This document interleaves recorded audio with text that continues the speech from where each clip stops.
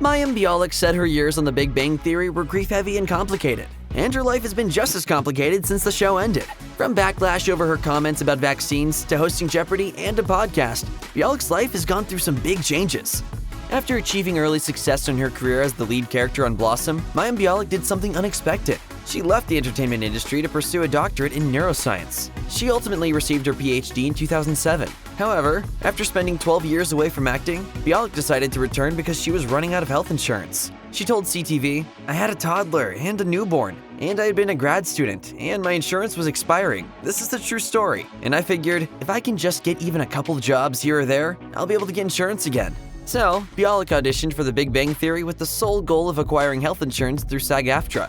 I had never seen it. I don't watch TV, so I had never seen The Big Bang Theory. Despite having never seen the show, Bialik's audition was successful, and she was offered the role of Sheldon's quirky love interest, Amy. I didn't expect to be on a TV show. That was not part of the plan at all. Following Mayim Bialik's debut on The Big Bang Theory, she was brought back on a per-episode basis. After some time in this unstable work situation, Bialik began to have doubts about her longevity on the show. Much to her surprise, however, she was soon offered a regular contract. Her colleague, Jim Parsons, is largely to thank for this, as he informed showrunners that he wanted Bialik to be a regular on the show. He also said he would fight for Bialik if he had to. In Jessica Radloff's book, The Big Bang Theory, the definitive inside story of the epic hit series, Parsons said, "That was notable for me. Only in that I almost never disagreed with the writers. But at some point I felt a certain way about working with Mayim that I was like, if for whatever reason we seem to be weaning her off of this show as a character, I would go and talk to them. I can't get you out of my heart. So what I'm trying to say is, you're my heartworm." Upon landing this full-time gig, Bialik stepped away from teaching neuroscience, piano tutoring, and living a relatively private life as a mother. In Jessica Radloff's book, Bialik admitted that when Amy first started appearing on the show, not every viewer was on board with the idea of Sheldon entering the dating scene. Bialik said, "There was some negative attention when I joined the cast because some people held Sheldon very near and dear to them and didn't want him to change or become a cheesy boyfriend." However, as Amy grew as a character and found her first true friendship with Penny, fans started to gravitate toward her. On Reddit, one user wrote, "I think Amy had the best growth of any character on the show. I found her to be incredibly annoying in the beginning, but she grew on me because of the depth the writers gave her. Amy went from a wilting wallflower to a vibrant sunflower, and she will always be one of my favorites." Her work on screen not only resonated with audiences, but also earned Bialik her first Emmy nomination in 2012. This was followed by 3 more nominations over the next 3 consecutive years. In 2013, Mayim Bialik's personal life experienced a major upheaval when she and Michael Stone divorced after 10 years of marriage. For Bialik, the end of her marriage also brought up difficult emotions while she was filming the season 11 finale, in which Amy and Sheldon tie the knot. Amy may have been bursting with excitement, but behind the scenes, Bialik was uncomfortable. I tried to be married once. I was in that position, and I failed. Despite these feelings, Bialik still went through with the episode.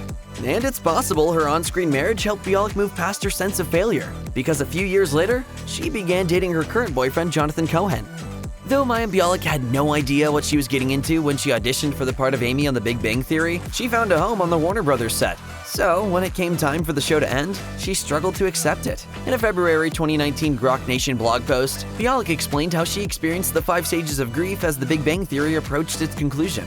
At first, Bialik feared what her life would look like moving forward. She was also saddened by the fact that she'd likely lose touch with many cast and crew members after spending countless hours together. But in the end, the actor acknowledged that she couldn't change things and learned to embrace whatever the future held for her. In Radloff's book, Bialik admitted, "Life is enormous, and my life and the years on The Big Bang Theory were some of the most grief-heavy, complicated years for me personally.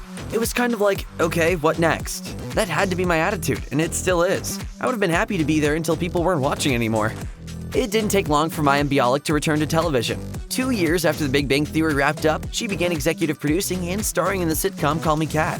In many ways, Kat is very similar to Amy. When audiences meet her in season 1, she's single and trying to forge her own path in life, ultimately breaking free from her mother's expectations. Call Me Kat ran for 3 years, but abruptly came to an end in May 2023 after a decline in ratings. In a sentimental Instagram post, Bialik wrote, "It's so hard to say goodbye to yesterday. We made a lot of people laugh during COVID in ways that at first seemed impossible. But with this incredible cast, all things that seemed impossible became possible."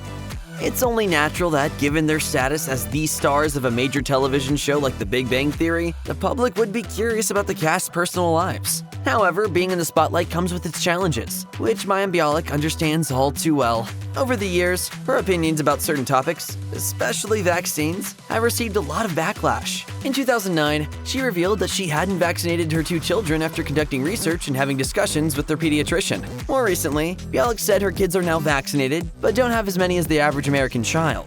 Her commentary on other matters also landed her in hot water. These included her remarks that powerful, ill-intentioned men like Harvey Weinstein overlooked her because her appearance didn't represent the standard for beauty in Hollywood. Bialik later issued an apology for the comment, claiming she never meant to make Weinstein's victims feel as if they brought his actions on themselves due to their looks. The actor wrote on X, formerly known as Twitter, "You were never responsible for being assaulted. I'm truly sorry for causing so much pain, and I hope you can all forgive me."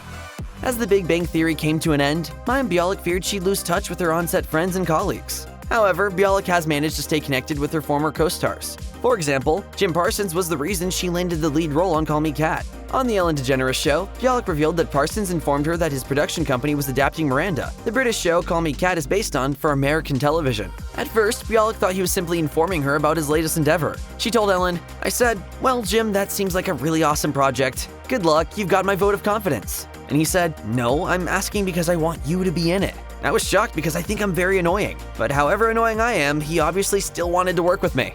To get to produce with him and get to know his whole team, it's been really, really special. On The Big Bang Theory, Amy is the one trying to push her physical relationship with Sheldon along. However, she has no experience when it comes to intimacy. Since she's been sheltered by her mother, Amy is a late bloomer when it comes to these things. On her Grok Nation blog, Bialik would often discuss the topics Amy was experiencing on the show, including notions of modesty, boundaries, and more. And, over time, her writing caught the eye of the publisher Penguin Books. Bialik was asked to write more about the female experience as a whole, and penned Girling Up: How to Be Strong, Smart, and Spectacular. The book, released in 2019, boasts a 4.5 rating on Amazon and has been a hit with readers. One Amazon reviewer wrote, "This book is perfect for you and your daughter, or any female who may need some guidance," which we all do. She does such a good job putting it all into a non-judgmental perspective. Another reviewer wrote, "The author is a mother, but her voice in the book is more of a mentor who wants the very best for the reader." However, they do warn that some of the content might be too mature for preteens. Following the death of longtime Jeopardy host Alex Trebek, Bialik and legendary contestant Ken Jennings began alternating as the show's hosts. It was a new environment for Bialik, and audiences certainly took notice. Ever since accepting the Jeopardy gig, Bialik has received a lot of negative feedback from viewers, with the main point of criticism being how she moves the game along. One Jeopardy fan wrote on Reddit, "It's her rhythm. It gets in the way of the game." As it's been said by a few people, Ken knows the answer. Mayim needs to check whether the answer is right or not. But it's not just the answers. The way she conducts the game is just halting in a way that Ken is smooth. Another Reddit user said their biggest pet peeve is the long pause Bialik takes before telling a contestant. That is correct. Meanwhile, another Reddit user feels Bialik is better suited towards special editions of the show, such as Celebrity Jeopardy. But according to Michael Davies, executive producer of Jeopardy, there isn't a decrease in ratings when Bialik takes over from Jennings. He told Vulture, "When Ken is hosting and Mayim is hosting, there's zero difference. It's exactly the same, and that's the broadest part of the audience." In 2023, Bialik was nominated for an Emmy for Outstanding Host for a game show, so it means she's doing something right. In the midst of her ongoing television career, Mayim Bialik hosts the podcast Mayim Bialik's Breakdown. On the podcast, Bialik discusses various topics surrounding mental health with an array of guests, including her old Big Bang Theory co-stars Melissa Rauch and Simon Helberg. In each conversation, both serious and hilarious aspects of their lives are revealed. Helberg is candid about his mental health struggles, while Rauch, a massive Blossom fan, recalls trying to be cool the first time she was in Bialik's presence. Every episode is co-hosted by Bialik's boyfriend, Jonathan Cohen, who helped her launch the podcast in the throes of the pandemic. Bialik told Forbes, "My partner Jonathan and I have a shared passion for mental illness and mental illness education, so we decided to start a podcast. The idea is to explore all the aspects of mental health that many of us are not told about." Bialik may have been anxious about what life would look like after the Big Bang Theory, but so far, things are going pretty well. She's acting and directing, all while shining a light on how mental health battles don't discriminate.